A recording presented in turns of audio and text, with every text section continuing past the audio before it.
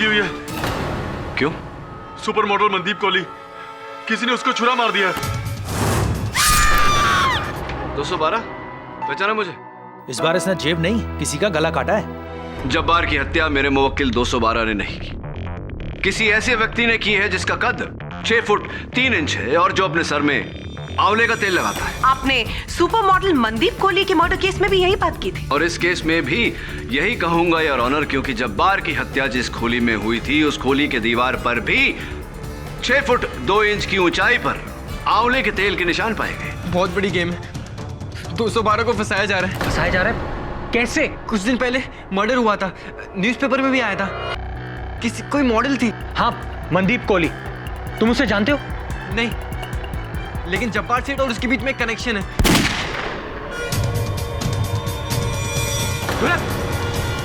वरुण और ढोलक इस ऑफिस में अकेले थे और इस राइफल से ढोलक का खून हुआ और ये राइफल वरुण के हाथों में पाई गई है। वरुण, तुम्हें हमारे साथ पुलिस स्टेशन चलाओ। लेकिन केडी साहब। योर ऑनर, ढोलक की हत्या मेरे सहायक वरुण ने नहीं बल्कि उस व्यक्ति ने की है जिसने पहले सुपर मॉडल मनदीप कोहली को मारा और उसके बाद जब्बार खान को।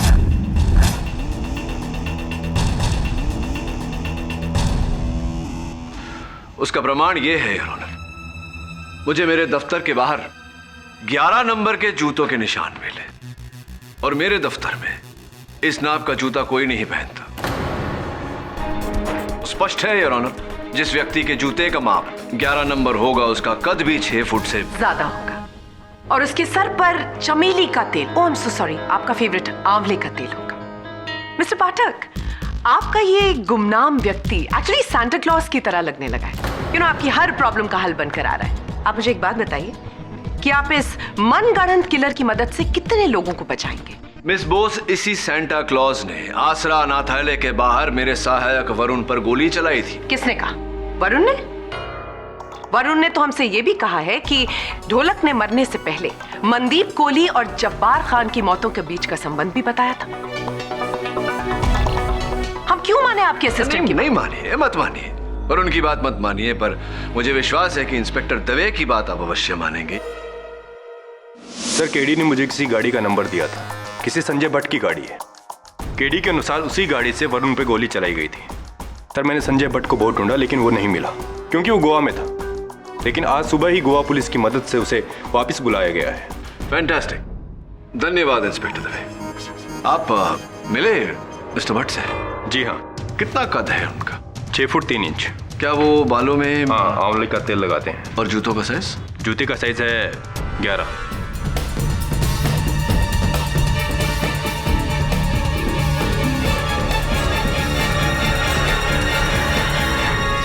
लेकिन सर, मेरे हिसाब से इस आदमी का इस खून से कोई ताल्लुक नहीं है। आप खुद देख लीजिए।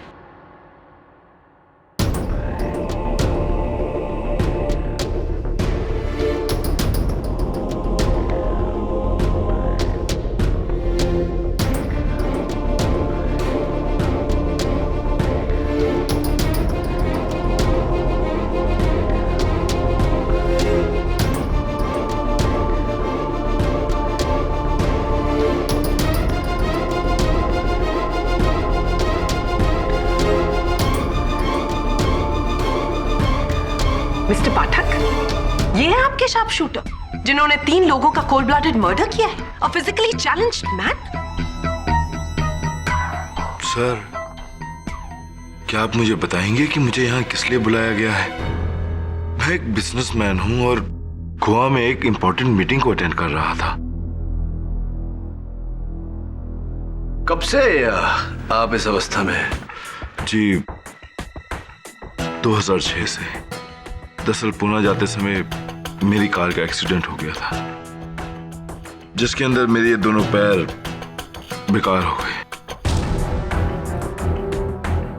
और पिछले 5 सालों से मेरे दोनों पैरों की फिजियोथेरेपी भी चल रही है ताकि मैं अपने पैरों पर चल सकूं।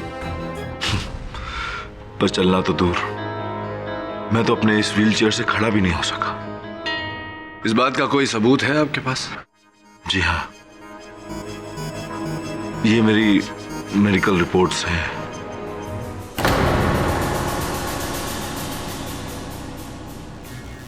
यही आपको मेरी हालत बयान कर देगी।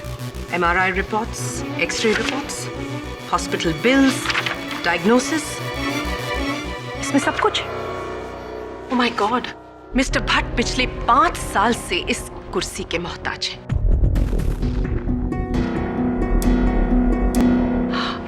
मिस्टर भट्ट, आपका निशाना कैसा है? निशाना? जी। मैडम, मैं एक बिजनेसमैन हूँ, कोई प्रोफेशनल किलर या शार्क शूटर नहीं, जिससे आप ये निशाने की बात कर रही हैं। तो ऑब्वियसली फिर ये राइफल भी आपकी नहीं है। मैडम, क्या आप लोगों ने मुझे यहाँ पर मेरी बेइज्जती करने के लिए बुलाया है? सर, क्या आप बताएंगे कि एक्चुअली माजरा क्या है, प्रॉब्लम क्या है आपका? आप बताइए मिस्टर भट्ट की 29 जनवरी को आसरा अनाथालय के बाहर आपकी गाड़ी थी या नहीं? 29 जनवरी।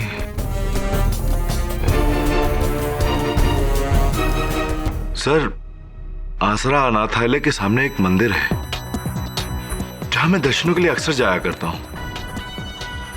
शायद हो सकता है कि 29 जनवरी के दिन भी शायद उधर से गुजरा हूं।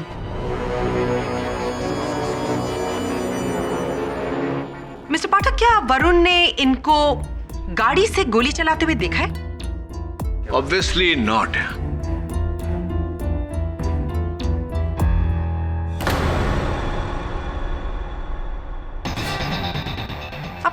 आप क्या कर रहे हैं मिस्टर पाठक? आपके इस तरह घूरने से एक विकलांग व्यक्ति अपनी व्हीलचेयर से खड़ा होकर चलने नहीं लगेगा। योर ऑनर, इनका यहां पर होना ही खुद में एक बहुत बड़ी गलती है। योर ऑनर, वही कद, जूतों का वही नाप, सर में वही तेल, क्या ये सब संयोग है? मिस्टर पाठक, जो है वो आपके सामने है। आप इन्हें झूठा साबित करने की कोशिश कर रहे हैं इन मेडिकल रिपोर्ट्स को झुठलाकर।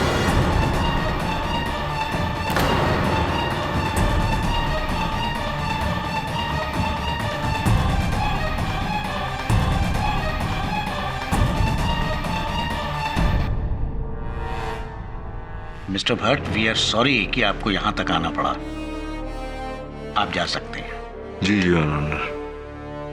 केडी, इनको यहां तक बुलाकर हमने ठीक नहीं किया।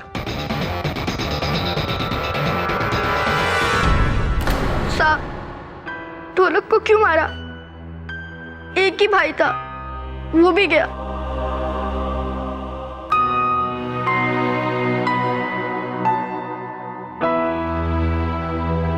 ढोलक को मारा क्योंकि मैं गहरा राज जानता था। तेरे साथ ढोलक ने कभी मनदीप कोहली के बारे में कोई बात की क्या? नहीं तो, ये नाम तो मैं पहली बार सुन रहा हूँ, मेरे को नहीं पता। अच्छा सुन, तो यहां से बाहर निकलेगा ना, तो साथ में बैठ के तेरे लिए कोई अच्छा नाम ढूंढेंगे। 212 क्या होता है? मेरा तो नाम फिर भी समझ में आता है, आपका तो समझ में भी नहीं आता। केडी, ये केडी का मतलब क्या होगा भला? अब ये सवाल तो 11 मुल्कों के लोग पूछ रहे हैं, बताऊंगा सबको एक दिन। This is so shocking. कल रात को तो मुझे नींद ही नहीं आ रही थी। ढोलक की हत्या और उसका इल्जाम आपके असिस्टेंट पर। क्या कहूँ, कभी कभी तो लगता है जैसे दुनिया में इंसाफ ही नहीं रहा। नहीं, इंसाफ तो है, और इंसाफ दिलाना ही मेरा काम है। मनदीप कोहली को जानती थी आप? जी नहीं, बस न्यूज़पेपर में उनकी मौत के बारे में सुना था। कोई सुपर मॉडल थी शायद। हाँ, सुपर मॉडल थी। और कुछ उनके बारे में? जी नहीं। ये ढोलक ने कभी आपसे किसी राज का जिक्र किया, कोई बात जो वो छिपाए हुए था? जी नहीं, बस एक बार उसने मुझसे कहा था कि जब बार के यहाँ कोई आदमी काम करता है, रेड्डी। जी हाँ, रेड्डी, और वो उसे दुबई ले जाकर नौकरी दिलवाना चाहता है कमीशन लेकर, और जब बार को बिना बताए। और या इतना ही सिर्फ? जी बस इतना ही। अगर मुझे कुछ और ध्यान में आता है तो मैं आपको संपर्क करती हूँ। ढोलक को तो हम नहीं बचा पाए, लेकिन 212 को कुछ नहीं होना चाहिए। जी जी बिल्कुल। आपके समय के लिए बहुत बहुत धन्यवाद।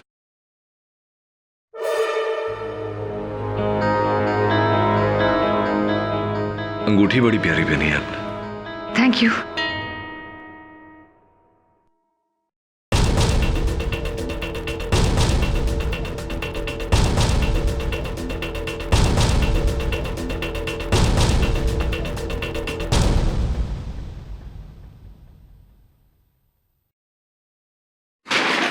सॉरी यार। केडी सर आप यहाँ? मैं वो अनाथालय के वार्डन से मिलने आया था। सॉरी यार, तेरा सामान गिर गया। तू यहाँ क्या कर रहा है? ये अनाथालय मैं और मेरी माँ ही चलाते हैं। जब वो यहाँ नहीं होती, यहाँ की देखभाल मैं ही करता हूँ।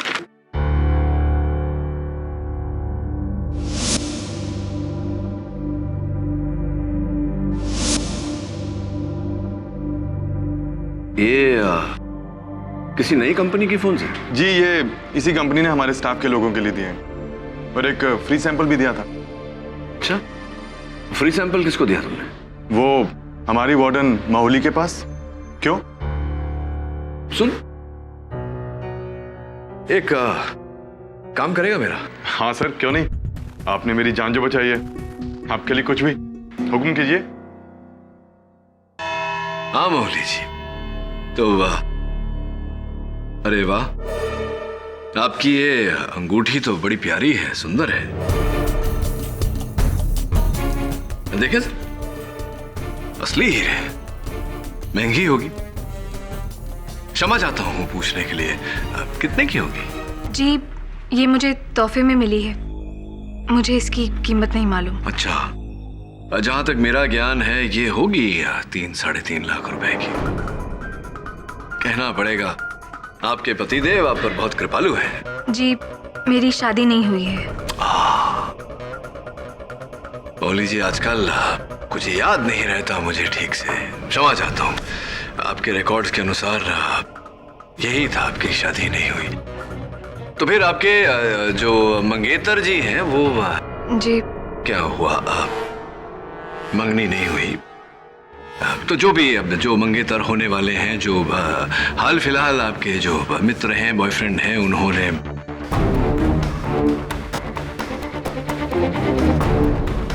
बॉयफ्रेंड नहीं है। तो मौली जी, कौन है आपका इतना बड़ा शुभचिंतक जिसने आपको इतना महंगा तोहफा यूं ही दे दिया? ऑब्जेक्शन।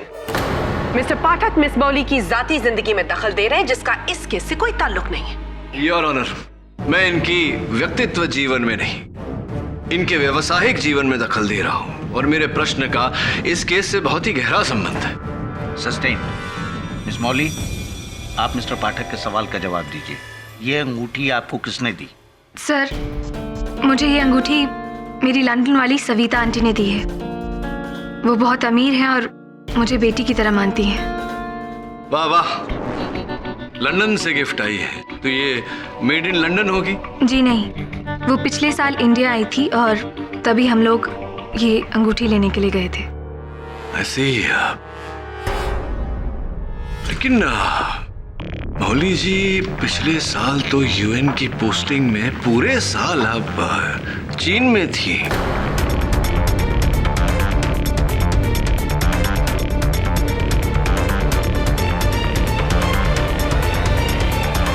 अब सोच रही होंगी कि मुझे आपके बारे में इतनी सब जानकारी कैसे हुई।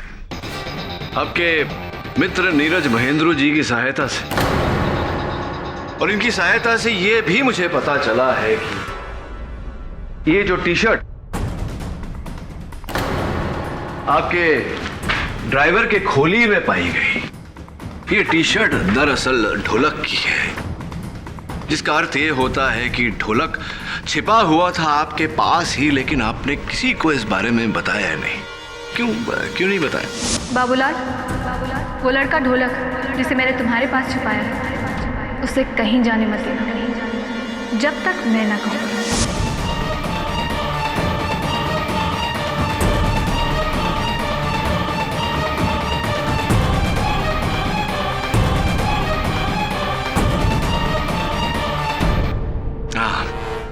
समझ गया मैं, लगता है आपको वार्तालाप करने का मूड नहीं। चलिए ये बताइए, ब्लड डायमंड, क्या आपने ये दो शब्द कभी सुने? जी, अफ्रीका में वो तराशे गए हीरे जिन्हें हासिल करने के लिए कई लोगों की जानें जाती हैं।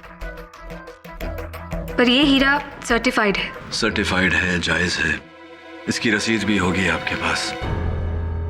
क्या इसकी रसीद हम सबको ये विश्वास दिला सकती है मौली जी कि इसके पीछे किसी की जान नहीं गई, किसी का लहू नहीं बहा? मौली जी, ये दृष्टिकोण भी बहुत ही विचित्र बात होती है। देखने वालों को आपकी अंगुली पर ये चमकती दमकती हीरे की अंगूठी नजर आती है, किंतु मेरी नजरिए से आपके कांधों पर एक 17 साल के बच्चे की लाश का बोझ नजर आता है मुझे। ढोलक, ढोलक मौली जी, जिसने अपने 17 सालों में 3.5 लाख तो क्या 3,500 भी नहीं देखे होंगे, दुर्भाग्यवश अब देख भी नहीं पाएगा।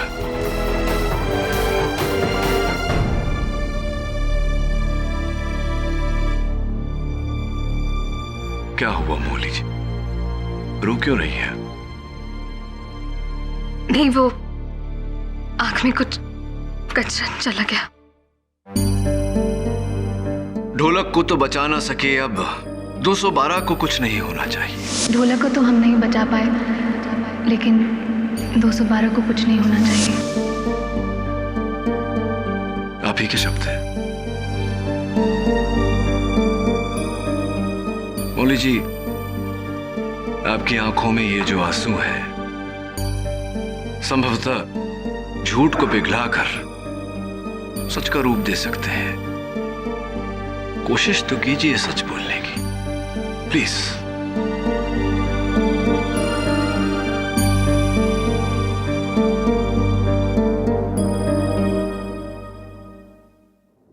गजानन पावले लोगों के लिए तो ये लोहे का व्यापार करता है, लेकिन असल में इसका व्यापार बच्चे हैं।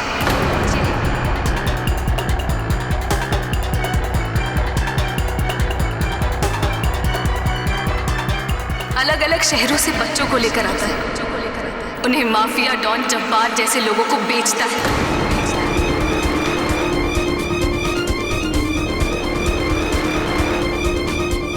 उनसे चोरियां करवाता है, भीख मंगवाता है। इसका मतलब ये अंगूठी आपको भेंट नहीं, तोहफा नहीं, कीमत दी गई थी। पावले साहब ने दी थी आपको किसी काम के लिए। जी हाँ, आपको धमकी देने के लिए।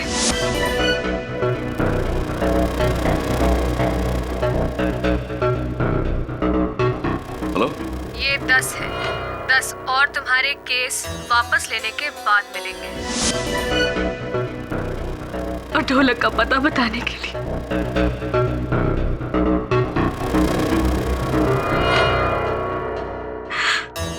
वो तो मेरे पास आया था अपनी जान बचाने के लिए,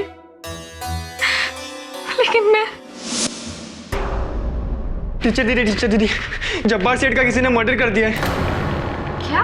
और क्योंकि मैंने उनकी खोली से चोरी की थी, पुलिस मुझे ही पकड़ेगी दीदी। मुझे छुपा दो दीदी, मुझे प्लीज छुपा दो दीदी। ढोलक, तुम बिल्कुल मत घबराओ, मैं तुम्हें हमारे ड्राइवर बाबूलाल के घर पर छुपा दूंगी। तुम्हें कुछ नहीं होगा, तुम बिल्कुल चिंता मत करो। प्लीज। मैं 3.5 लाख की अंगूठी के लिए उसका दिया वादा मैंने तोड़ दिया,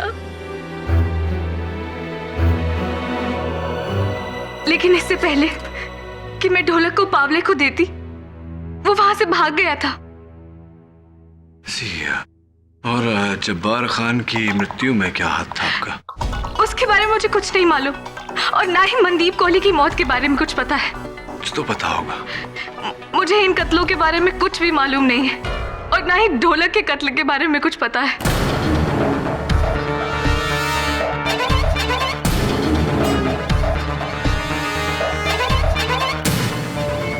मौली जी,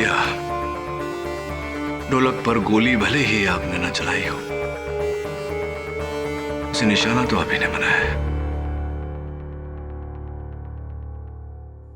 साहब, ये औरत मेरे को फंसाना चाहती है साहब, क्योंकि इसके अनाथ आश्रम की जमीन पे मैं अपना लोहे का कारखाना खड़ा करना चाहता था। मेरे को विलन समझती साहब। मैं एक इज्जतदार आदमी हूँ साहब, बच्चों का धंधा करने वाला दिखता हूँ क्या साहब? ऐसा है तो साबित करके बताइए ना।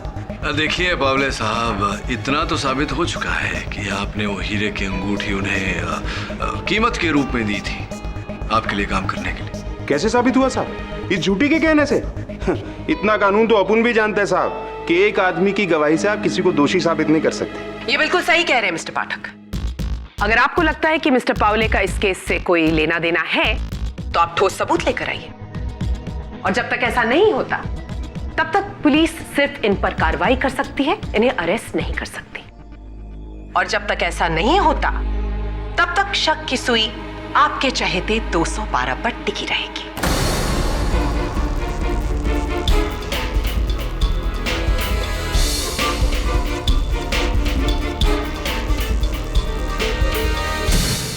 Thank you sir, thank God आपने मुझे छुड़वा लिया। इंस्पेक्टर दवे तो अलग ही ट्रिप पे था। हाँ, लेकिन जब तक ये केस खत्म नहीं हो जाता, असल हत्यारा पकड़ा नहीं जाता, तुझे संभल के रहना होगा, क्योंकि पुलिस तुझे शक के दायरे से बाहर नहीं जाने देगी।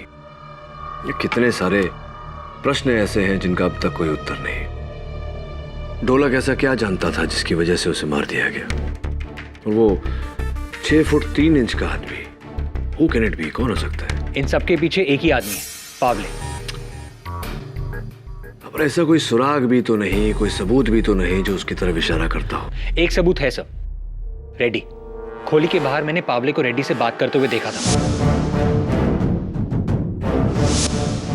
अगर हम रेड्डी को तोड़ेंगे तो हम पावले तक पहुंच सकते हैं, और पावले के थ्रू असली कातिल तक। और सर मुझे लगता है कि असली कातिल रेड्डी है, क्योंकि इस केस में वही है जो 6 फुट से ऊपर है। तू एक काम कर, रेड्डी से मिल, लेकिन अलग तरीके से। मैं समझाता हूं।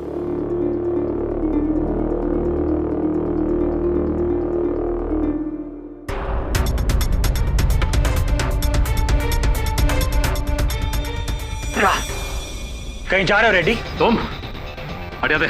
उस दिन ऑफिस में तुम ही थे ना? तुम ही ने ढोलक को मारा है। पागल हो गया क्या?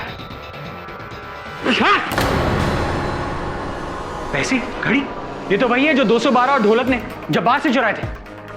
तुम्हारे पास कैसे? हट। इसका मतलब ये है तुमने जब्बार को मारा इन पैसों के लिए? नहीं मारा मेरे बाप। अब हट यहाँ से, वरना पावले आएगा, हम दोनों को मार देगा। पावले का इस केस से कोई लेना देना नहीं है, ये सब तूने किया है। पावले कैसे कोई लेना देना नहीं है? अरे साला बाप है बाप हम लोगों का। हम लोग तो छोटे मोटे मोरे हैं, असली खिलाड़ी तो साला वो है। इंस्पेक्टर दवे, सुन लिया तुमने? हाँ सुन लिया। मैं तो इसको डराने के लिए पावले का नाम ले रहा था। पावले का इससे कोई कनेक्शन नहीं है। कनेक्शन तो तेरा भी नहीं है रेड्डी इस केस से, क्योंकि मैं तेरे सारे कनेक्शन तोड़ के ऊपर वाले से जोड़ने वाला हूँ। ये बता कि पहली गोली छाती पे मारूं या पीठ पे? मुझे मत मारो साहब। पीठ पे मारो, ताकि बोल सके कि पुलिस से भागते वक्त पीठ पे गोली लगी। यार छाती पे मारोगे तो खुद फंस जाओगे। तो एक काम करता हूँ ना, पहली गोली घुटने पे मारता हूँ और दूसरी पीठ पे, ताकि सबको लगे कि मैंने इसको एक चांस दिया। नहीं, मुझे मत मारो। सुपर आइडिया, मार दो गोली। अरे लेकिन लेफ्ट में या राइट पे? इससे पूछते ना, ये भी क्या याद रखे?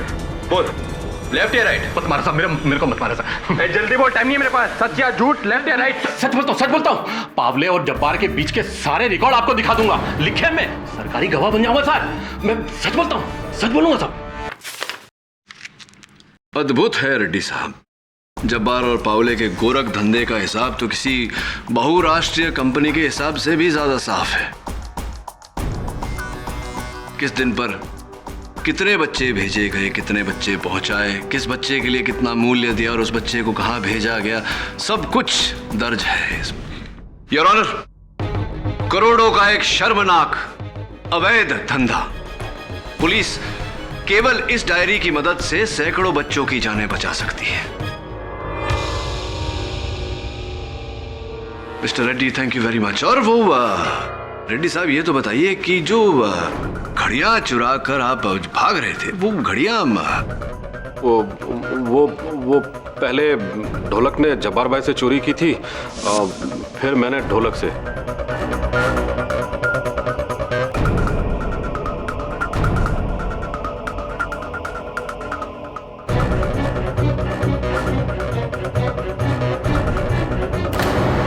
और जब्बार भाई की मौत के बाद वो पानी का गिलास छुपाकर मैंने 212 को फंसाया, ताकि मैं इस मामले से क्लियर रहूं।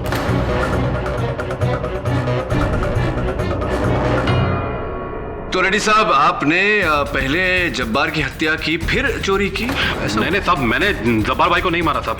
साहब वो इस धंधे से पहले बहुत ही डेंजर आदमी था सर, बहुत बड़ा शूटर था सर।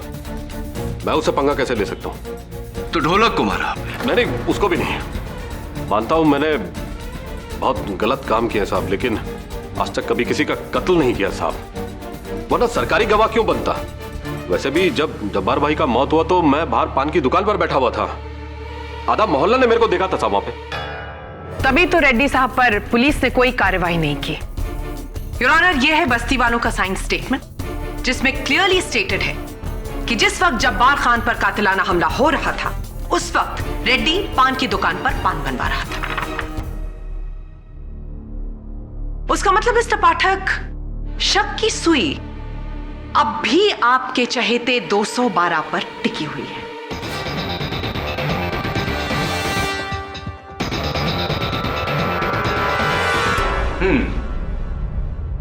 क्या करें हम रेड्डी साहब? चलिए उन्हीं से पूछताछ करते हैं जो पिछली सुनवाई में हमें कानून सिखा रहे थे। एक ही गवाह के बयान से कुछ साबित नहीं होता, साबित करना है तो सबूत लाओ। पावले साहब, अब दुर्भाग्यवश आपके विरुद्ध एक भी सबूत नहीं, ढेरों सबूत है। पेश करूं या आप बोलेंगे स्वयं? माऊली जी का बयान पूरा खरा है साहब, सच्चा है। अपन का असली धंधा बच्चा लोग की स्मगलिंग करने का है साहब।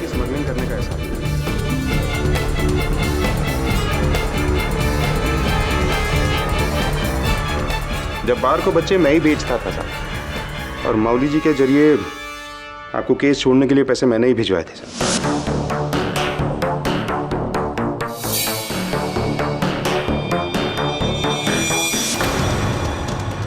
माऊली जी को वो रिंग मैं ही दिया था साहब।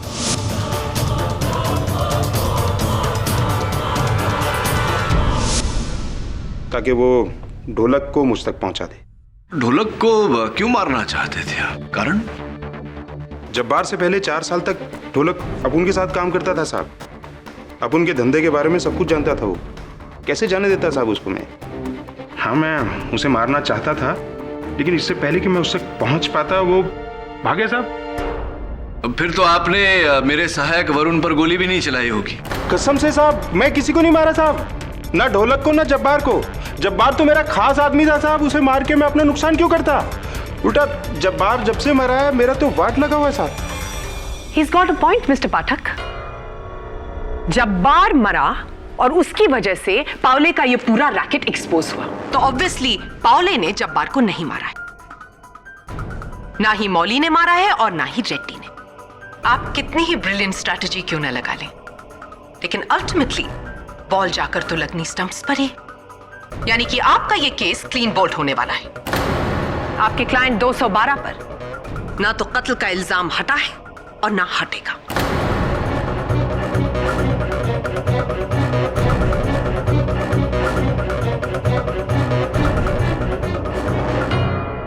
एक आखिरी प्रश्न, कौन सा तेल लगाते हैं आप अपने सर में? तेल कौन सा लगाते हैं सर? टेंशन मत लो साहब, 3 इडियट्स पिक्चर देखी है ना, ऐसे करते रहने का, ऐसे all is well, all is well. तो बड़ा फिल्मी है यार, हैं? ये सब पिक्चरों में होता है, वास्तविकता में नहीं। All is well, all is well. ये केस के बारे में जितना सोचता हूँ मेरा दिमाग तेरे नाम की तरह 212 दिशाओं में दौड़ता है, हर जगह से खाली हाथ लौटता है। बात बता, कहीं ऐसा तो नहीं कि ढोलक नहीं मारा हो जब्बार को? नहीं साहब, ढोलक ने कुछ नहीं किया, लेकिन मैंने भी कुछ नहीं किया। हाँ, और आप भी कुछ मत करो, छोड़ दो ये केस। छोड़ दूं ये केस? हाँ। तो तेरी वाट लगेगी उसका क्या? है?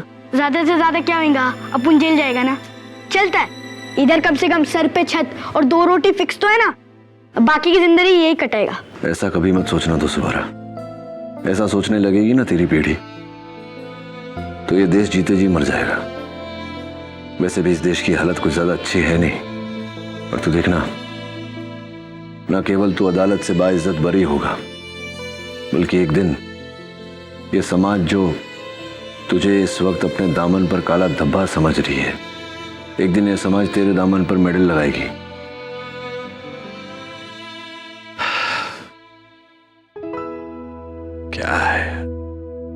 तेरी किस्मत बनाऊं उससे पहले तुझे नए जूते ला के देने पड़े। ये क्या अंगूठा बाहर निकला हुआ है? Air conditioner. Air conditioner? चलते चलते जूता भी चल बसा।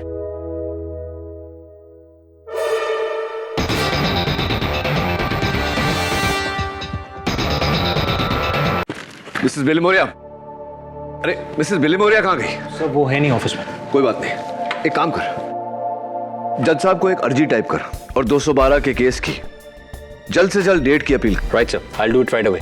लेकिन बात क्या है? अरे तू टाइप तो कर, बताता हूँ ना अदालत में।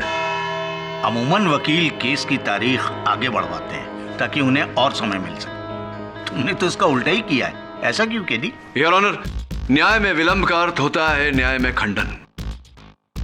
न्याय जितना जल्द हो जाए उतना ही अच्छा। चलिए अच्छा है, लगता है इस केस का डिसीजन आज ही आ जाएगा। अपेक्षा तो यही है मुझे भी मिस बोस। इसीलिए योर ऑनर, अदालत का और समय व्यर्थ न करते हुए मैं आज के पहले आखिरी और इकलौते गवाह को कटघरे में बुलाने की अनुमति चाहता हूं। इजाजत है। Mister Sanjay Bhatt your honour, लाइए उन्हें।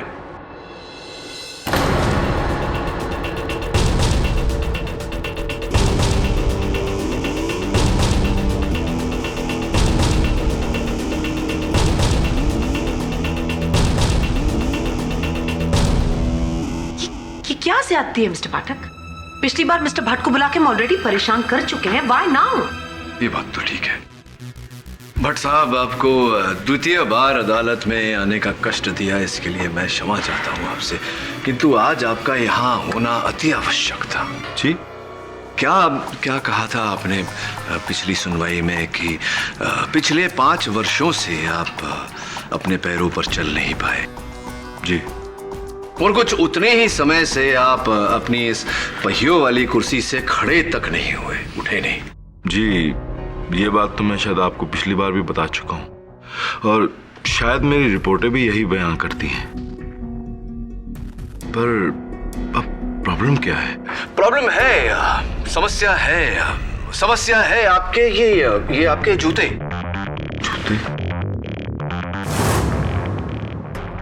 मिस्टर पाठक, इनके जूतों में क्या है? सिलवटें हैं मिस बोस, सिलवटें। योर ऑनर, उसी तरह की सिलवटें मेरे जूतों में भी हैं। मिस बोस जरा यहाँ आगे आइए। क्या आप बता सकती हैं कि जूतों पर सिलवटें क्यों पड़ती हैं? जब कोई भी इंसान बार बार एड़ी उठाकर चलता है तो एक बार जोर से बताइए ना। मिस्टर पाठक, जब इंसान एड़ी उठाकर चलता है तो क्या करता है? ओह माय गॉड, चलता है। ओह,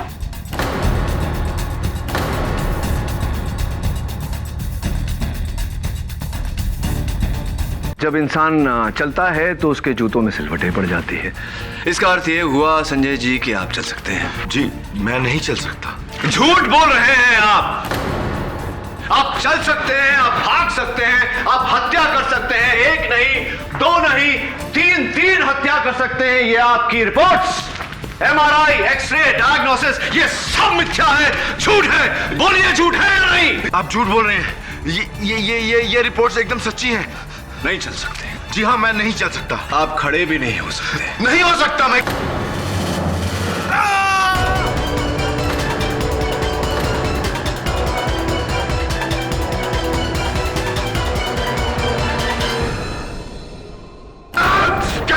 I'll kill you! छोड़ूंगा नहीं, चलो मुझे, I won't leave you! छोड़ूंगा नहीं तेरे को मैं, रख तुम, छोड़ो मुझे, I'll kill you! जी हाँ जज साहब, अपुन ने इस वरन पर गोली चलाया था।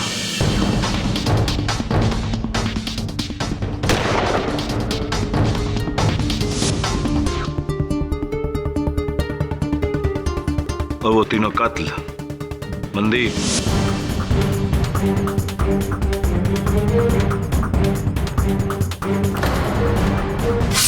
ढोलक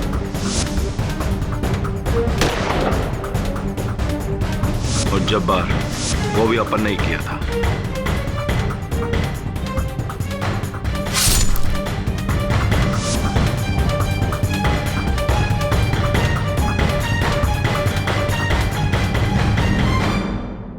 तो अब इन सारी बातों को जोड़ने के बाद मेरे मन में इकलौता एक शब्दीय प्रश्न, क्यों? जज साहब, अपन कोई बिजनेसमैन नहीं, अपन एक प्रोफेशनल किलर है और पैसे के वास्ते अपन किसी का भी कत्ल कर सकता है, इस केडी का भी। ये जो व्हील चेयर है यही अपन का ढाल था। आज से 1 महीना पहले अपने को मनदीप को मारने का सुपारी दिया गया।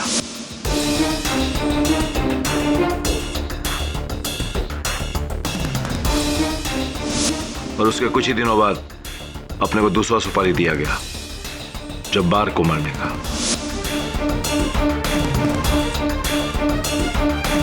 उसी शख्स ने मेरे को तीसरा सुपारी ढोलक को मारने का दिया। संजय जी, आपको सुपारी क्यों दी गई थी इस बारे में शायद आपको कोई जानकारी ना हो, लेकिन किसने दी थी ये तो पता होगा।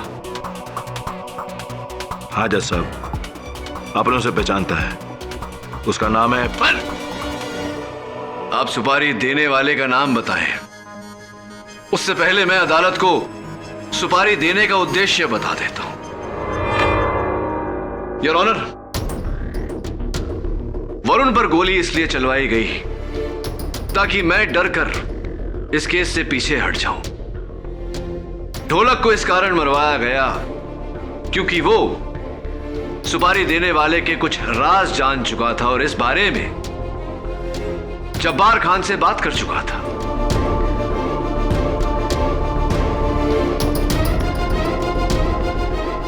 जब्बार को इसलिए मारा गया क्योंकि सबसे पहले सर्वप्रथम मनदीप को मारने की सुपारी जब्बार को दी गई थी, लेकिन किसी कारणवश जब्बार ने इनकार कर दिया क्योंकि उसे इस बात का ज्ञान हो गया था उसे मारना भी आवश्यक हो गया था। इसी कारण इन तीनों लोगों को मारने की सुपारी मिस्टर संजय भट्ट को दी गई। मिस्टर पाठक, मनदीप को क्यों मारा? मिस बोस, आपके हर प्रश्न का उत्तर तो मेरे पास है नहीं। हाँ, लेकिन मुझे पूरा विश्वास है कि आपके इस प्रश्न का उत्तर मिस्टर नीरज महेंद्रू के पास अवश्य होगा। क्या कहते हैं मिस्टर महेंद्रू? मेरा और मनदीप का ब्रेकअप इसलिए हुआ था क्योंकि वो मुझसे शादी करना चाहती थी और मैं नहीं। और एक दिन चुपके से उसने किसी और लड़की के साथ मेरा कॉम्प्रोमाइजिंग वीडियो बना लिया था और वो मुझे ब्लैकमेल करने लग गई थी। मैं घबरा गया था क्योंकि अगर वो वीडियो बाहर आ जाता, कोई देख लेता तो मेरा सोशल इमेज एकदम खत्म हो जाता। तो बस मैंने घबराकर मनदीप को मारने का प्लान कर लिया। फिर मैं जब्बार से मिला, लेकिन वहां उस लड़के ढोलक ने मुझे देख लिया था।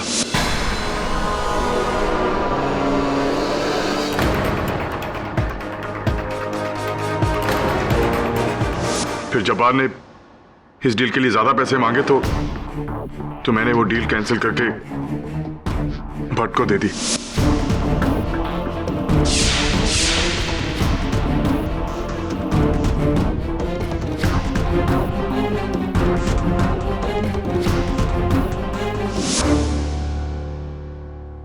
मनदीप मरी, लेकिन जब्बार को भी मारना पड़ा और उस लड़के ढोलक को भी।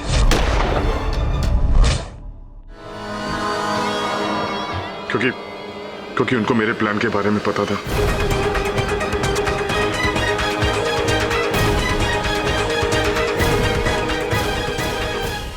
बुजुर्ग कह गए हैं कि मनुष्य की भलाई इसी में है कि वह जल्द से जल्द अपनी भूल स्वीकार कर ले और उस भूल का सुधार कर ले। एक भूल मैंने की थी आपको यहां से रिहा करके, जिसका अब सुधार कर लिया मैंने। The defence rests your honour. यह अदालत नीरज महेंद्रू और संजय भट्ट को मनदीप कोहली, जब्बार खान और ढोलक उर्फ दिनेश राठौड़ के कत्ल के इल्जाम में भागीदार मानते हुए फौरन हिरासत में लेने का हुक्म देती है और 212 को जब्बार खान के कत्ल के इल्जाम से बरी करते हुए रिहा करती है। The case is closed.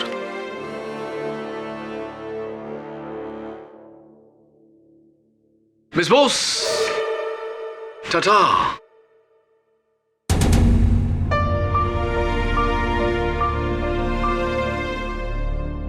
अब देख, किसी की जेब में मत काटना। साहब, अपन हमेशा सोचता था कि एक दिन अपन भी अपने माँ बाप को ढूंढेगा, लेकिन आप मिल गए तो ऐसा लगता वो मिल गए। आपने जो कहा था वो करके दिखाया साहब। अरे अब तक तो आधा ही वादा पूरा किया है, बाकी का आधा वरुण दे। सर, ये ले, ये रहा पंचगिनी के स्कूल का तेरा दाखिला पत्र। पढ़ लिख ले, फिर आगे चल के जो बनना होगा ना तुझे, डॉक्टर, इंजीनियर, पायलट, मैं हूं तेरे साथ। ओके? अपन को तो बस एक ही चीज बनना है। क्या? वकील, आपके जैसा। क्यों? ताकि मैं भी बड़ा होके किसी 213 को बचा सकूं। क्या बोल रही है?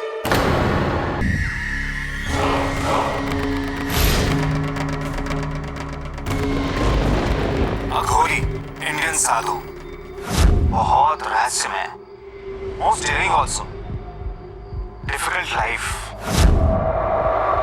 शमशानों में रहते हैं, amongst the murda, amongst the bhoot pret. We should not make them angry. We should not भड़काओ them. Otherwise, this शमशान will be our शमशान। तो कहने का मतलब ये है कि आज हम किसी शमशान में किसी अघोरी बाबा से मिलने नहीं जा रहे, बल्कि किसी गुफा में किसी शेर से मिलने जा रहे हैं। इसलिए हमें जो इज्जत देनी है वो तो देनी है, वरना जान जानी। Is that okay, Stephen? Excellent, Devendra. Well done. Isn't this exciting, Amanda? Excited? लेकिन बहुत डर भी लग रहा है। Relax, Amanda. अरे मैं हूं ना तुम लोगों के साथ। Just follow me. इसमें डरने की क्या बात है? चले चले भाई। ठीक से समझा दिया ना बाबा लोग के सामने? अरे सब समझा दिया है, तुम चिंता क्या कर रहे हो? भैया, चिंता हमें अपनी नहीं है, चिंता हमें आप लोगों की। जरा भी ऊंच नीच हुई तो कहीं वो ना हो जाए जो पिछले महीने वो जर्मन टोली के साथ हुआ था। अरे भाई, डरा क्यों रहे हो तुम? What's he saying? No, he's saying best of luck. Come.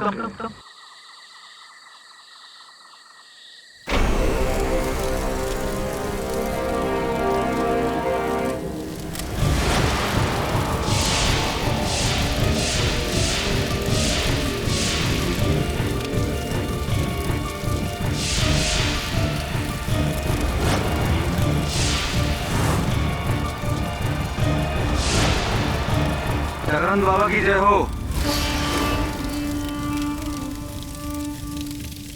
जय शिव शंभू, जय Mahakal.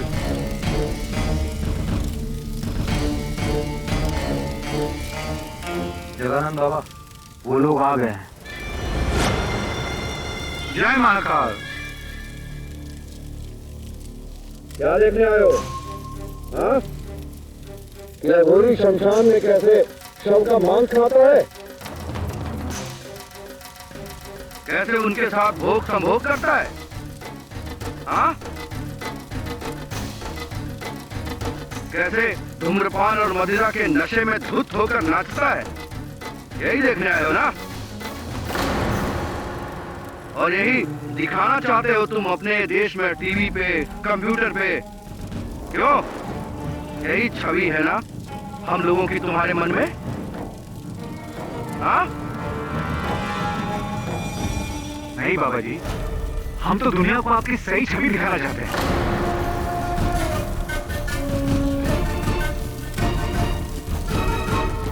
So tell me, Baba, why is the Aghori the most feared of all Indian aesthetics?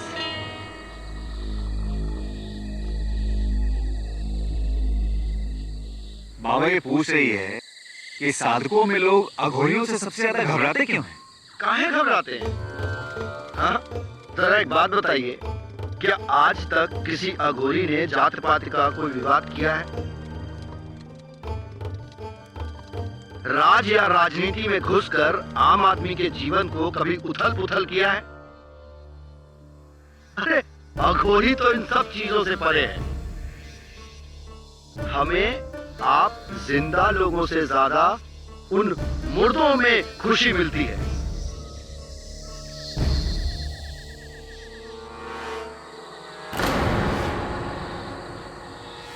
यदि आपत्ति होनी चाहिए तो उन्हें होनी चाहिए, आप लोगों को नहीं।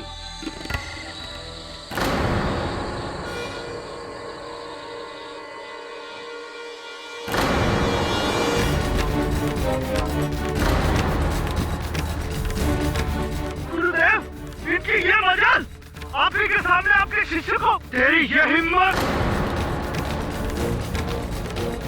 यही के यही भस्म कर दूंगा तुझे। बाबा जी माफ कर दो, हमारी बहन को गलती हुई। बाबा आदमी को बोलो बिहेव करने के लिए। अनकूट गवाह, तूने मेरे शिष्य को गाली देकर मुझे गाली दी है। इस शमशान और हमारी साधना का अपमान किया है तूने। इसका भुगतान तुझे अपनी सांसों से देना होगा।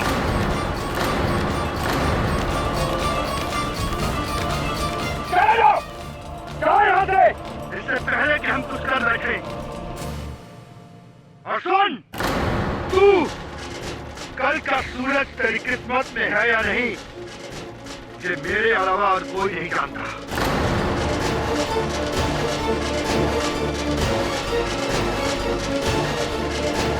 जाओ!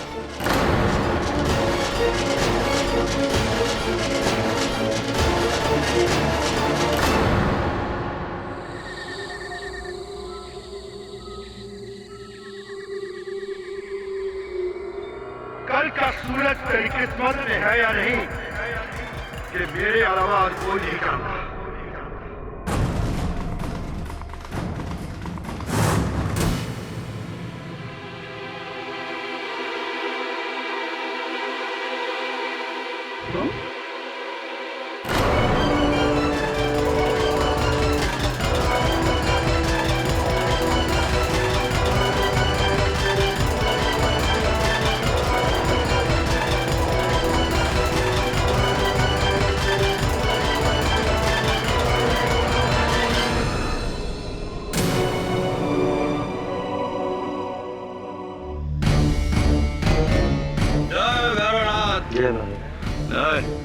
फोन करना है। क्षमा करें महाराज, आपकी दुकान है।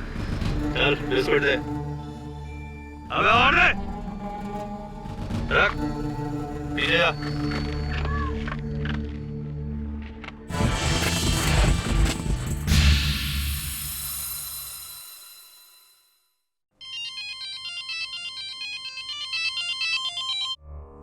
हेलो, जय शिव शंभू।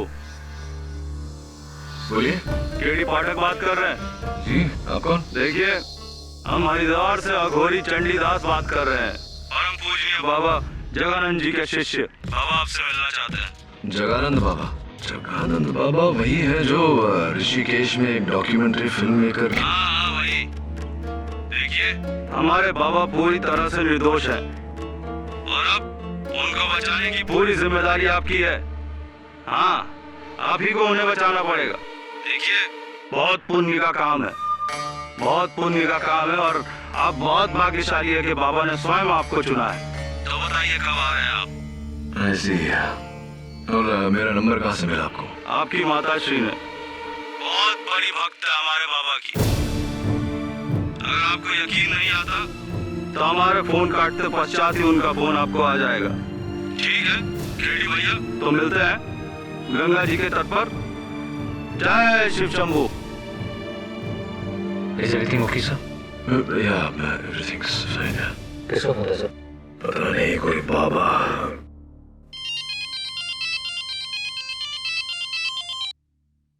हाँ माँ।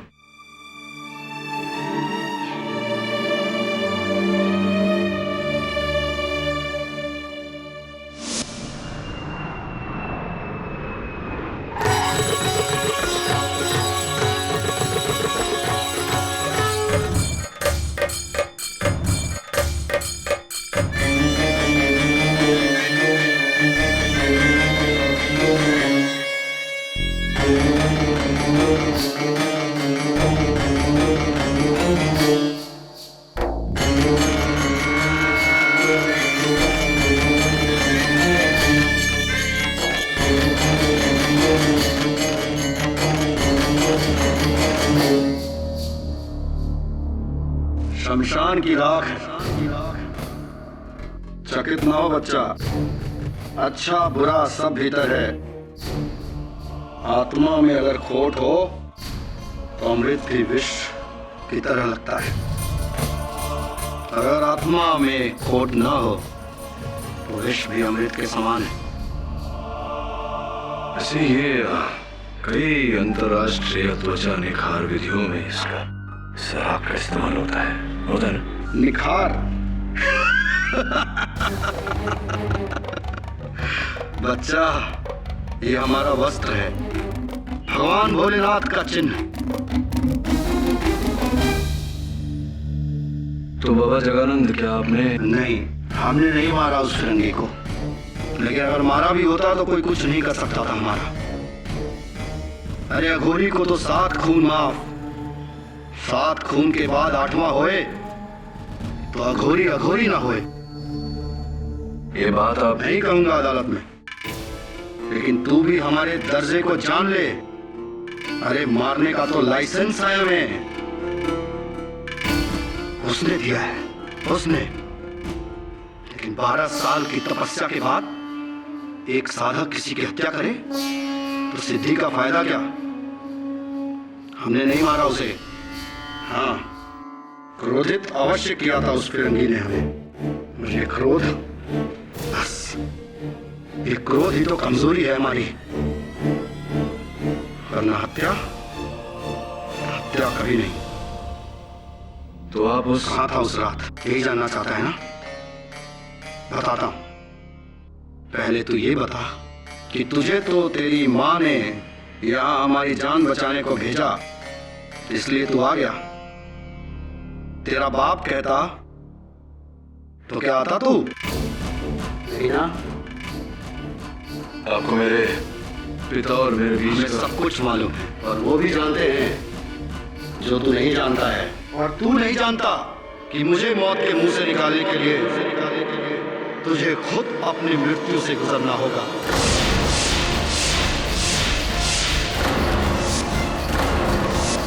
जय भोले बाबा की। मैंने बहुत डरावने किस्से सुने नगोरी के बारे में सर ट्रस्ट मी, ये बहुत संकी टाइप के लोग होते हैं। अरे तू कितना डरता है यार? ये लोग सत्य की खोज में अपना पूरा जीवन व्यतीत कर देते हैं, और तू इस केस की सत्य की खोज में इतना नहीं कर सकता। तू चिंता मत कर, ये लोग सिर्फ मुर्दे इंसानों को खाते हैं, जिंदा को नहीं। तो जिंदा है अभी, डोंट वरी यार। How dare you? तो तुम वही सिटी लॉयर हो जो स्टीवन के मर्डरर को बचाने आया? How can you? मैडम देखिए, आपको गलतफहमी हो रही है। मैं यहाँ स्टीवन के हत्यारे को बचाने नहीं, असल हत्यारे को ढूंढ कर उसे सजा दिलाने है। Then why are you saving that Aghori? He is a killer. अरे वो अघोरी निर्दोष है। उसने मेरे स्टीवन को।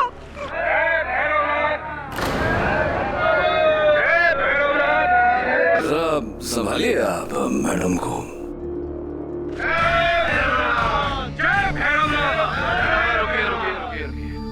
बाबा जगानंद जी के बारे में कुछ पूछना था आपसे। उससे पहले तू मेरे प्रश्न का जवाब दे बच्चा। तुझे नर्क जाना है या स्वर्ग? यदि तू मेरे शिष्य जगानंद को नहीं बचा पाया तो तेरे नरक की सीट की गारंटी मैं तुझे देता। जय शिव शंभू। जय शिव शंभू।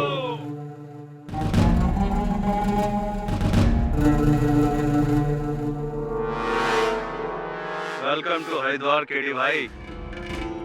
अब यहाँ इतनी दूर आए हो तो मोक्ष प्राप्त करके ही जाना। जय भोलेनाथ।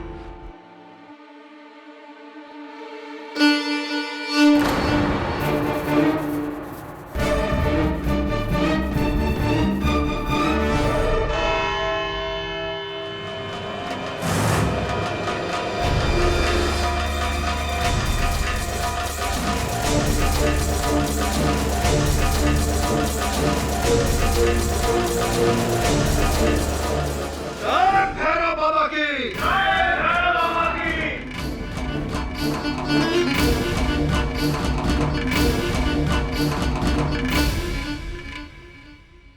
न्यायाधीश महोदय पधारे हैं।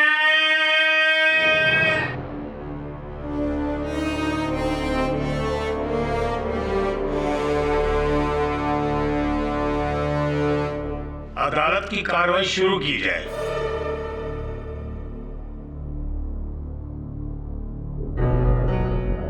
न्यायाधीश महोदय, इससे पूर्व मैं अपने तर्क देना आरंभ करूं, आप सभी के समक्ष में एक बात स्पष्ट कर देना चाहता हूं कि हमारे संविधान में ये लिखा गया है कि कानून की दृष्टि में अमीर, गरीब, स्त्री, पुरुष, जाति पात, साधु और शैतान सभी एक समान है। कानून यदि कुछ देखता है तो मात्र दोषी को या फिर निर्दोष को। इसलिए कटघरे में खड़ा हुआ ये व्यक्ति हमारे लिए ना तो कोई साधक है और ना कोई अघोरी, ये मात्र एक आम इंसान है।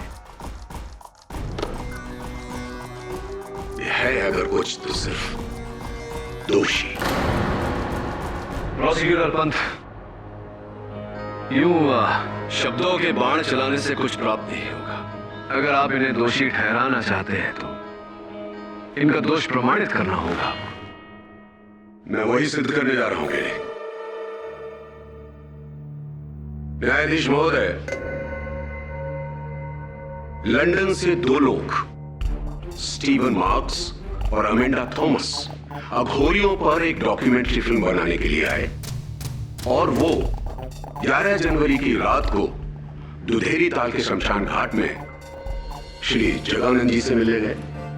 वहां पर जगानंद जी और स्टीवन के बीच कुछ तर्क वितर्क हुआ और मामला इतना गर्म हो गया कि जगानंद जी ने स्टीवन को मौत की धमकी दे डाली।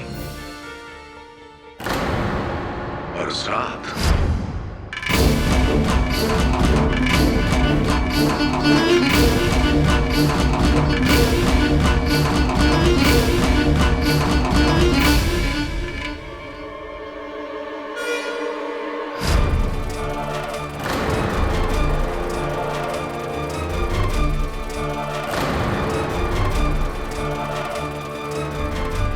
न्यायाधीश महोदय, ये तो थी थियरी। आइए प्रैक्टिकल पर चलते हैं। सबूत।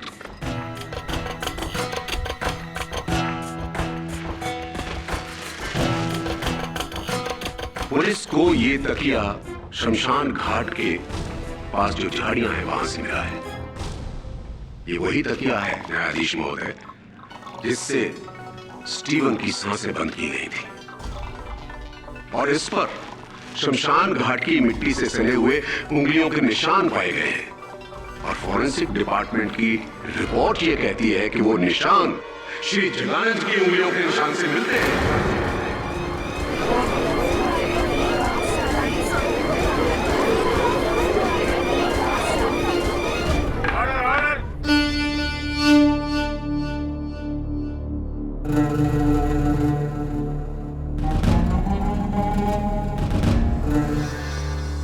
जगानंद जी, आपकी उंगलियों के निशान स्टीवन मार्क्स के तकिए पर कैसे? यही प्रश्न तो इस समय हमारे मन में घूम रहा है। उस लड़के को मारना तो दूर, उस फिरंगी के तकिए को हमने छुआ तक नहीं। झूठ बोल रहे हैं आप। कभी झूठ नहीं बोलता। झूठ तो वो बोलते हैं जिन्हें किसी बात का भय हो। हमें किस बात का भय? मृत्यु का? मृत्यु तो जीवन है हमारे लिए। नॉनसेंस! ढोंग कर रहे हैं आप कहते क्यों नहीं कि आप ही ने स्टीवन को मारा है? न्यायाधीश महोदय, मैं अपना पहला गवाह प्रस्तुत करने जा रहा हूं।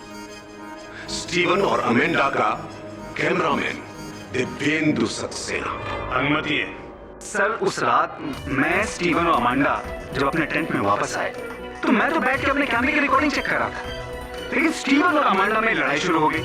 तो उनको रोकने के लिए मैंने अपने कैमरा साइड में रखा और उनके पास गया, लेकिन मैं कैमरा ऑफ करना भूल गया। कैमरा ऑन था, साइलेंट मोड पे था, लेकिन रिकॉर्डिंग हो रही थी। सारी रात कैमरा वहीं पे पड़ा रहा, रिकॉर्डिंग होती रही। सर, जब हम लोग रात में सो रहे थे तो कैमरे में पता नहीं कुछ ऐसा कैप्चर हुआ जिसे देख के हम सब हैरान हो गए। न्यायाधीश महोदय, यदि आपका आदेश हो तो मैं वो रिकॉर्डिंग दिखा दूं।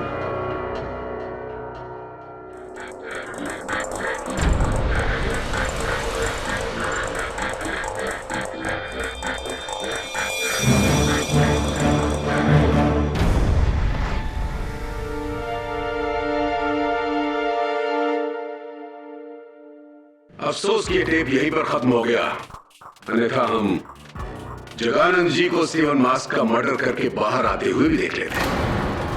मुझे पूरा विश्वास है मिस्टर केडी कि आप इस रिकॉर्डिंग को झूठा नहीं कर पाएंगे।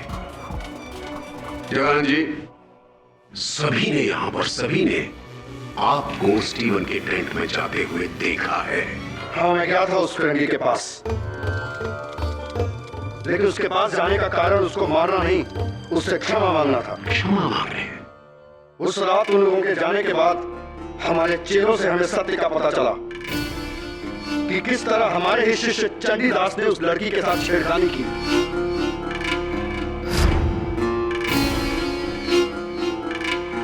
और उस फिरंगी को गुस्सा आ गया और उसने चंडीदास को धक्का दिया। इस बात से हम बहुत क्रोधित थे, लेकिन जब हमें अपनी गलती का एहसास हुआ तो हम उसे क्षमा मांगने गए। अविश्वसनीय, एक अघोरी, एक साधक, एक आम आदमी से माफी मांगने गया, क्षमा मांगने गया। क्या अघोरी कोई भगवान है? नहीं नहीं, मुझे पता है भगवान नहीं होता, लेकिन फिर भी रात को 2:30 बजे टेंट में जाकर। हमारे लिए रात ही दिन है। चलिए मान लिया कि अघोरी दिन और रात में कोई अंतर नहीं करते हैं। अब आप इसे देखिए, सिर्फ बस देखिए। ये रुद्राक्ष की माला पुलिस ने स्टीवन मार्क्स की टेंट से हासिल की है। आप देखिए। जी हाँ, ये हमने ही उसे भेंट में दी थी। उसे क्षमा मांगने के पश्चात हमने उसे अगली रात पुनः मिलने को कहा था। मैं नहीं मानता। क्यों नहीं मानते भट्ट साहब? इसमें न मानने वाली क्या बात है? ये जो वीडियो रिकॉर्डिंग आपने बड़े दयालु होकर अदालत को दिखाई, इसमें हमें सिर्फ जगानंद बाबा का आगमन दिखाई दिया, प्रस्थान नहीं दिखाई दिया। ना ही कोई ऐसा दृश्य दिखाई दिया जिससे यह स्पष्ट हो कि स्टीवन मार्क्स की हत्या जगानंद बाबा ने की है। और केवल इतना ही नहीं बन साहब, फोरेंसिक्स के अनुसार स्टीवन मार्क्स की हत्या रात के 2 और 2:30 बजे के बीच हुई थी। और आपके इस रिकॉर्डिंग पर न दिन दर्ज है न समय। तो क्या यह संभव नहीं कि यह रिकॉर्डिंग किसी और दिन का हो? हत्या के दिन का ना हो, हत्या के समय का ना हो? संभव है। अब अगर आपकी अनुमति हो तो मैं दिव्येंदु जी से चंद प्रश्न पूछना चाहूंगा। धन्यवाद। हाँ, तो दिव्येंदु जी, इस वृत्त चित्र के कैमरामैन आप ही हैं? जी सर। क्यों इस फुटेज पर दिनांक और समय दर्ज नहीं है? क्या है इसका कारण? गलती से कैमरे में डेट और टाइम की सेटिंग करना भूल गया था। आप अपना कार्य करना भूल गए थे, अपने कैमरा पर डेट और टाइम की सेटिंग करना भूल गए थे। अगर आपने ये भूल न की होती दिव्येंदु जी, तो संभवतः हम ये स्पष्ट कर पाते कि जगानंद बाबा स्टीवन मार्क्स की हत्या से 1 घंटा पहले ही उस टेंट से बाहर चले गए थे। वो दोष मुक्त है, लेकिन अब आपके भूल के कारण आपको लगता है मैंने ये जानबूझ के किया? अरे मैंने तो सिर्फ कैमरा रखा था वहां पे। अमांडा ने खुद देखा था इसे। इन्हें रात के 2:30 बजे। Really? तो चलिए ना अमांडा जी से पूछते हैं। यस, मुझे पूरी रात नींद नहीं आई।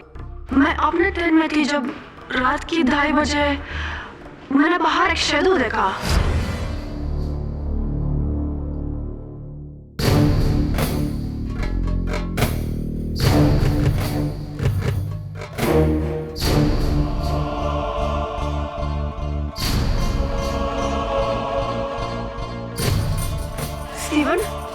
Steven, did you just...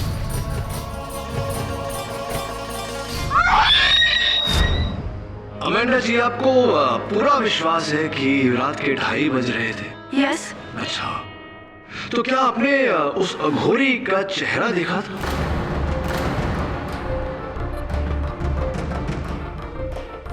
Well, no, but it has to be him. और कौन होगा? हो तो कोई भी सकता था। ये देखिए कितने सारे अघोरी हैं। Your Honor, बात में थोड़ी विचित्रता है।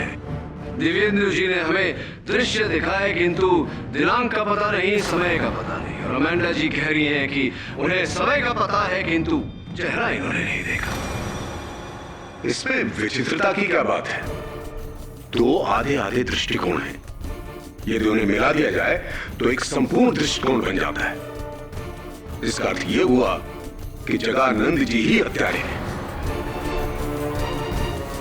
इसका अर्थ यह हुआ कि जगानंद जी ही हत्यारे हैं। समय अनुसार पता चल ही जाएगा। अमेंडा जी, उस टेंट में जगानंद जी के जाने के बाद एक तीसरा व्यक्ति भी आया था, या कहूं कि आई थी। आप You think I killed Steven? Maybe. No, I loved him. वो मेरा बॉयफ्रेंड था। बॉयफ्रेंड था, भूतकाल, पास्ट टेंस। नहीं समझे आप? कोई बात नहीं, मैं समझाता हूं आपको इस वीडियो रिकॉर्डिंग के जरिए। थोड़ा सा रिवाइंड करके देखते हैं कि जब दिव्येंदु जी व्यस्त थे आपके और स्टीवन के बीच जो लड़ाई हो रही थी उसे सुलझाने में, तब क्या हुआ था।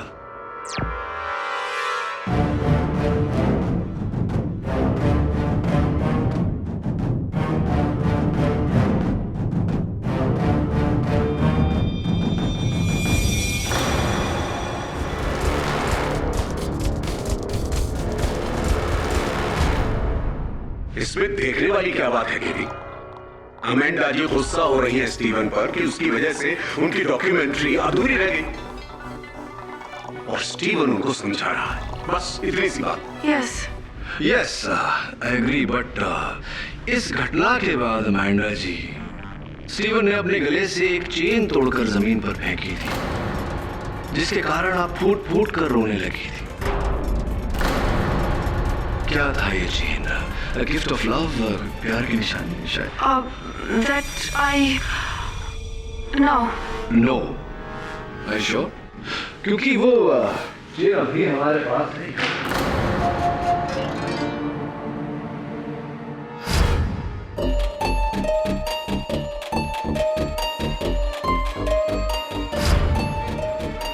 ये देखिए, यही है, यही चेन है। इसके पीछे कुछ लिखा हुआ है अमेंडा जी, देखिए। फॉरएवर लव, सो स्वीट, कभी ना खत्म होने वाला प्यार। अमेंडा जी, क्या आप अब भी यही कहेंगी कि ये चेन आपने स्टीवन को प्यार की निशानी के रूप में नहीं दिया था?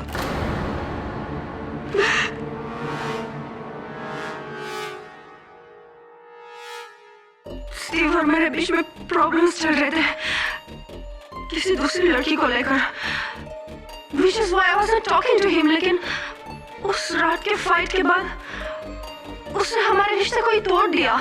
अंग्रेजी में एक कहावत है Amanda ji, Hell hath no fury like a woman's scorn।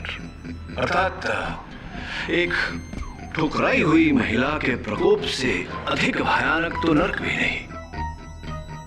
और इसका अर्थ आपसे बेहतर और कौन जान सकता है।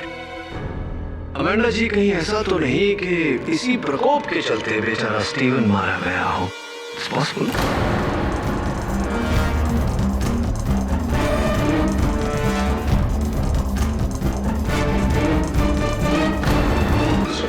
मिस्टर पाठक, इससे पहले कि आप अमेंडा का रिश्ता इस केस से जोड़ दें, मैं आपको वापस इस केस में ले चलता हूं। आपका कहना है कि बाबा जगानंद स्टीवन मार्क्स के टेंट में रात को 2:30 बजे नहीं बल्कि 1:30 बजे गए थे। बिल्कुल ठीक कहा आपने। तो फिर वो 2:30 बजे कहां थे? उचित प्रश्न भट्ट साहब। रात के 2:30 बजे शमशान के पीछे जो बहती हुई नदी है, उसके किनारे एक विशाल सा पेड़ है। उस पेड़ के नीचे बैठकर बाबा जगानंद समाधि कर रहे थे। वाह वाह, कितना सुंदर दृश्य है। तो आपकी आंखों से तो हर चीज सुंदर नजर आती है। क्यों बाबा, सत्य है मेरी बात? जी हाँ, साधना खत्म होने के बाद मैं वहाँ विश्राम कर रहा था। वहाँ हमारे साथ हमारा शिष्य चंडीदास भी था। तो यदि मैं आपके शिष्य चंडीदास से कुछ प्रश्न करूं तो आपको कोई आपत्ति तो नहीं होगी? क्या आपत्ति हो सकती है? जय बाबा भैरवनाथ। चंडीदास जी। बोलो महाराज। स्टीवन मार्स का कत्ल रात को 2 से 2:30 के बीच हुआ था। यदि आप ये कहते हैं कि महाराज जी उस समय वहीं कहीं शमशान भूमि के आसपास ही थे, तो उन्हें इस केस में बहुत बड़ी राहत मिल सकती है। तो आप क्या कहना चाहेंगे? देखिए, हमारे गुरुदेव परम पूजनीय जगानंद बाबा जी ने जो सबसे पहला पाठ हमें सिखाया था वो ये है कि बेटा चंडीदास, सदैव सत्य का साथ दो, मिथ्या का नहीं। और वैसे भी जिसके पास सत्य जैसा ईश्वर हो, उसे झूठ की दुनिया से कैसा भय? कैसा भय उसे झूठ की दुनिया का? और आज भी हम सत्य ही बोलेंगे। और सत्य यह है कि उस रात 2 से 2:30 के बीच परम पूजनीय गुरुदेव जगानंद महाराज शमशान भूमि पर, और आज भी हम सत्य ही बोलेंगे। और सत्य यह है कि उस रात 2 से 2:30 के बीच परम पूजनीय गुरुदेव जगानंद महाराज शमशान भूमि पर नहीं थे।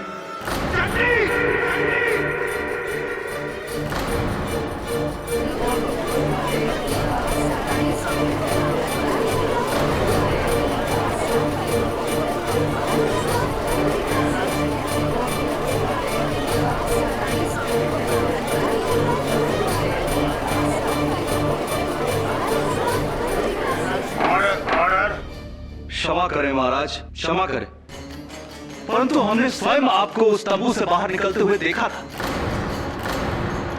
और उस तकिए को झाड़ियों में फेंकते हुए भी देखा था। अच्छा किया महाराज, जो मार दिया आपने उस लौंडे को। और वैसे भी आपको कैसा भय, कैसा भय है आपको? आप ही तो कहते थे गुरुदेव, आप ही तो कहते थे कि एक अघोरी को 7 खून माफ है।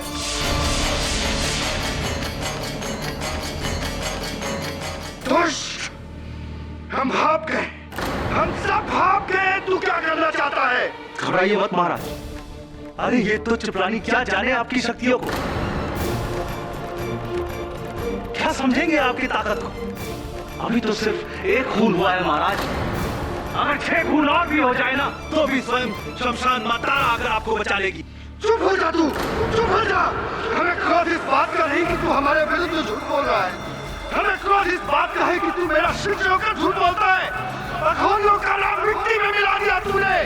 तुझे तो नरक में भी जगह नहीं मिलेगी, नरक में भी जगह नहीं मिलेगी तुझे। शांत हो जाइए प्लीज।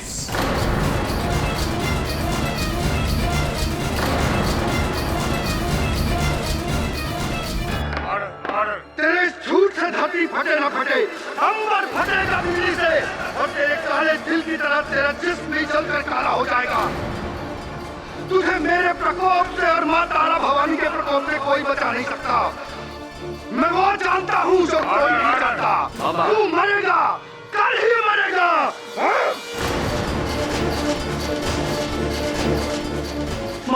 महाराज। जगन्नाथ जी, शांत हो जाइए प्लीज।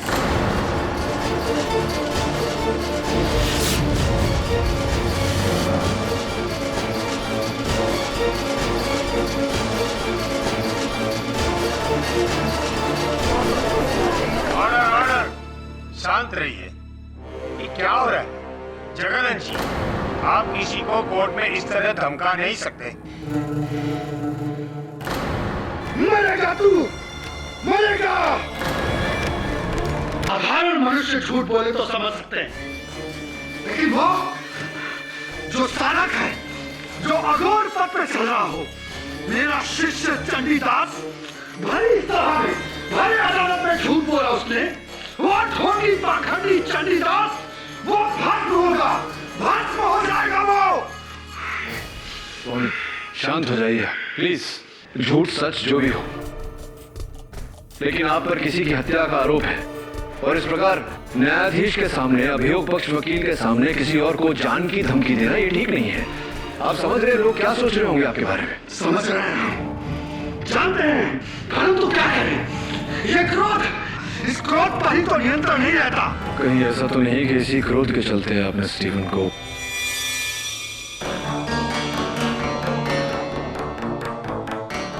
कहावत तो सुनी होगी तुमने, जो बादल गरजते हैं वो बरसते नहीं, और जो बरसते हैं वो गरजते नहीं। और मैं कौन सा बादल हूं ये तो सिर्फ मैं ही जानता हूं, तू भी नहीं जानता, और जो मैं जानता हूं वो कोई नहीं जानता। और रही बात उस चंडीदास की, तो सुन ले मेरी बात, उस चंडीदास के ऊपर तो मौत के बादल मंडराने लगे हैं। मरेगा वो, अवश्य मरेगा। शमशान तारा के प्रकोप से मरेगा वो, और कोई नहीं बचा पाएगा उसे।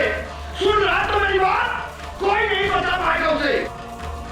जा जा तू, मुझे अपनी साधना में बैठना है। जय बाबा भोलेनाथ की, जय बाबा।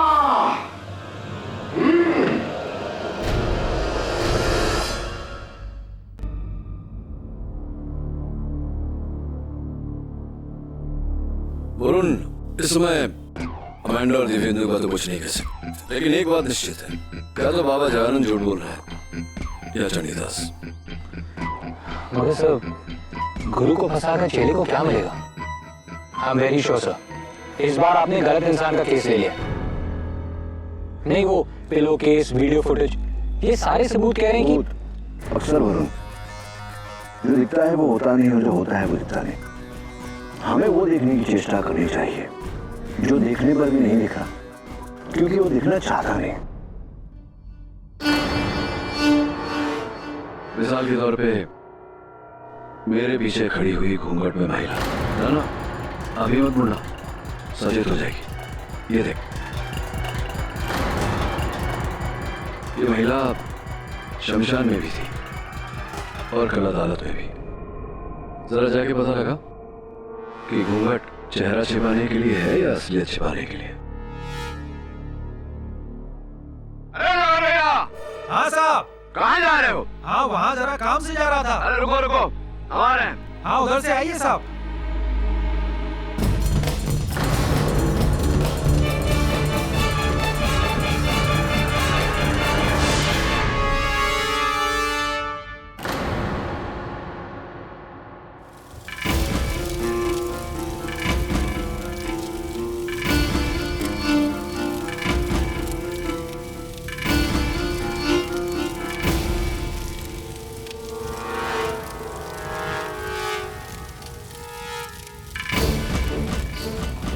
अरे चंडीदास कहाँ मर गया? अमित से मिलने को घाट पे गया। मैं तुमसे मिलने घाट पे गया है। आखिर ये दुनियादारी कब छोड़ेगा? सिर्फ नाम का मुझे काम का नहीं, मुझे सब पता है वो ढूंढी से लगा होगा। सब बंद हो रहा, मस्त रहे चोला। तिवारी, एक बोतल और ला कर ले, जल्दी लेकर आ, नहीं तो साला भस्म कर देंगे तुम्हारा ठेका। हाँ, जब हम इलेक्ट्रीशियन थे तो सारा गली का कुत्ता नहीं पूछता था हम। राज देखो, सब मजा लो, कोई हमारी बात काट दे। अरे भाई, राज करते हैं हम यहाँ पर, समझे? राज करते हैं सब मुफ्त में भैया। अच्छा, तो इसलिए आप अघोरी बने? घड़ी वड़ी है तुम्हारी, निकालो, क्या देख रहे हो? बनाएगा कौन दे?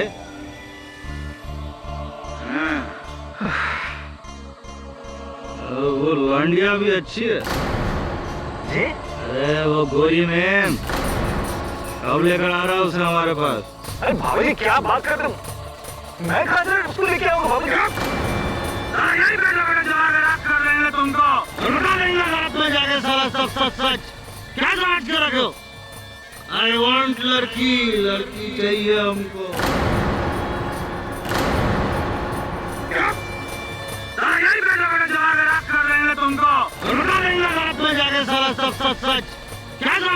बाबू जी एक मिनट। आई वांट लड़की चाहिए हमको। मैं देखता हूँ मैं कल क्या कल किसने देखा है? आज चाहिए हमको लड़की। मजाक समझ लो साला। बाबू जी रखिए आप इसको रखिए। रखो देखता हूँ मैं क्या कर। चाहिए हमको।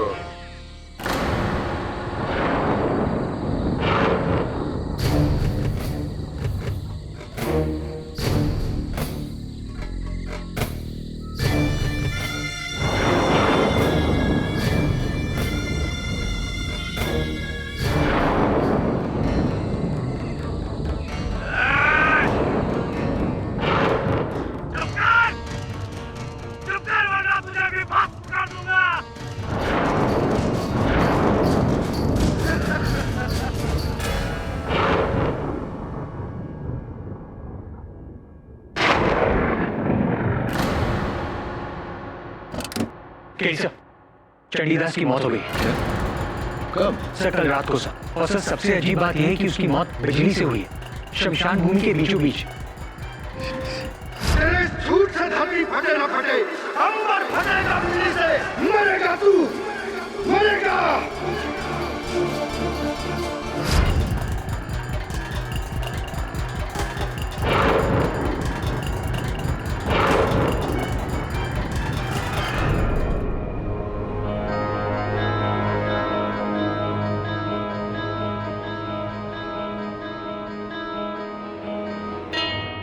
कल पूरी रात बिजली कड़की साहब, हमारे सामने बिक गया था। इसके बाद इसकी चीख सुनाई दी और साहब आकर देखते हैं तो ये मरा पड़ा हुआ था। पूरा बदन काला पड़ गया था साहब। लेकिन यहाँ तो ना बिजली का खंबा है ना तार, बिजली लगी कैसे उसे? अंबर फटा, बिजली चमकी और चंडी मर गया। जगानंदा गोरी को 7 खून माफ है, 7 खून। अभी तो 2 ही हुए हैं, 5 और बाकी है।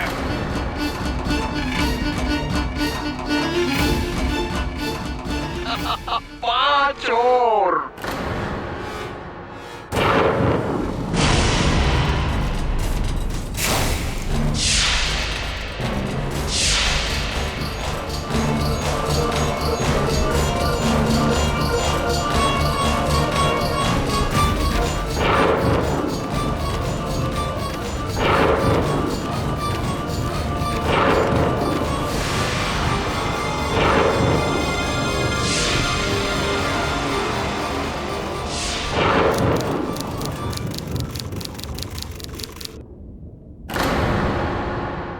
ऐसे और भी मज़ेदार वीडियो के लिए हमारे चैनल को लाइक, शेयर और सब्सक्राइब करें।